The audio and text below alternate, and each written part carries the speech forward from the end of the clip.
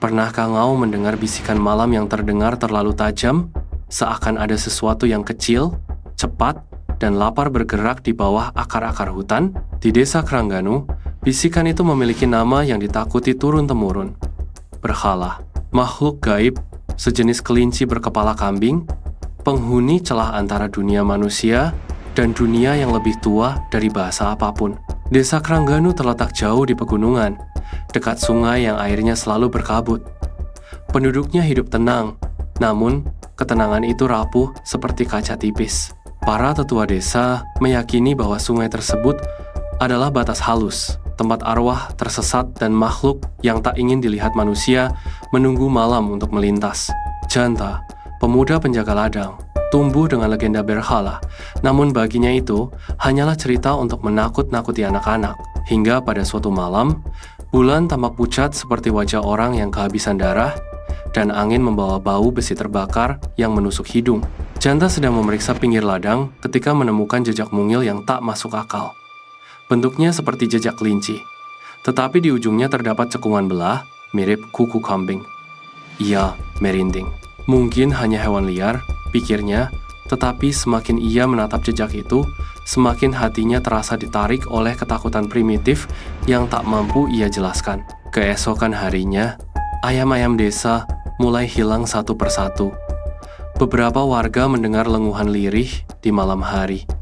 Lenguhan yang terlalu serak untuk kelinci, terlalu kecil untuk kambing. Janta mulai gelisah. Ibunya bahkan mulai bermimpi aneh. Ia melihat seekor makhluk mungil berleher lentur menatap rumah mereka dengan mata merah sebesar bara api, seakan menunggu seseorang membuka pintu. "Janta," ujar ibunya dengan suara bergetar. "Jangan dekat-dekat sungai malam-malam. Mimpiku terasa seperti pesan." Janta ingin menertawakan kekhawatiran itu, tetapi sesuatu dalam sorot mata ibunya membuat tawa itu mati dalam tenggorokan. Ada ketakutan lama di sana, ketakutan yang seakan lebih tua dari umur ibunya sendiri. Seminggu kemudian, ketegangan di Krangganu memuncak. Seorang anak desa mengaku melihat seekor kelinci aneh berkepala kambing melompat ke arah sungai sambil menoleh, dengan ekspresi seperti senyuman yang terlalu lebar. Para tetua berkumpul, wajah mereka kelam. "Jika berhala muncul kembali," bisik salah satu tetua, "itu berarti ada janji leluhur yang mulai retak." Janta tidak paham. Ia mendesak para tetua menjelaskan, namun mereka bungkam.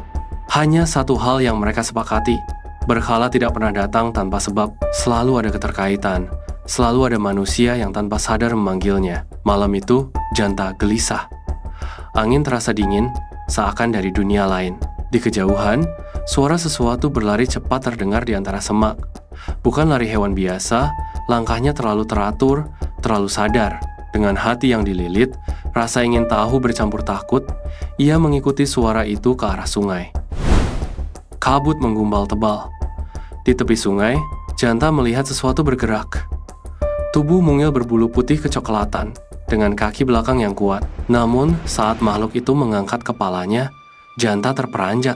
Kepala kambing berukuran kecil, dengan tanduk pendek melengkung, tampak menyatu sempurna dengan tubuh kelinci itu. Matanya merah, berpendar seperti bara yang meniupkan panas ke dalam dada Janta. Makhluk itu menatapnya tanpa berkedip. Entah mengapa, Janta merasa tatapan itu bukan tatapan hewan, tetapi tatapan seseorang yang mengenal dirinya. Seakan makhluk itu membawa pesan yang belum dimengerti. Janta mundur selangkah, namun makhluk itu mendekat selangkah. Ringan, hening, seakan mengambang. Lenguhan lirih keluar dari mulutnya, panjang dan bergetar. Suara itu menusuk ke telinga, hingga Janta menutup kepala. Tetapi bersama rasa sakit itu, ia mendengar sesuatu. "Pulang, pulang, pulangkan." Janta tertegun. "Apa yang harus kupulangkan? Apa yang kau cari?" Suaranya bergetar. Makhluk itu tidak menjawab dengan kata-kata, tetapi bayangan samar muncul di benak Janta. Seorang lelaki tua membawa gulungan bambu, berlari ketakutan di hutan, dan suara makhluk itu mengejarnya. Kemudian gelap. Janta terengah.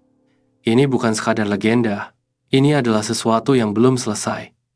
Ia menyadari bahwa berhala bukan makhluk liar. Ia penjaga kesepakatan lama, dan mungkin keluarganya terlibat dalam kesepakatan itu tanpa pernah memberitahu.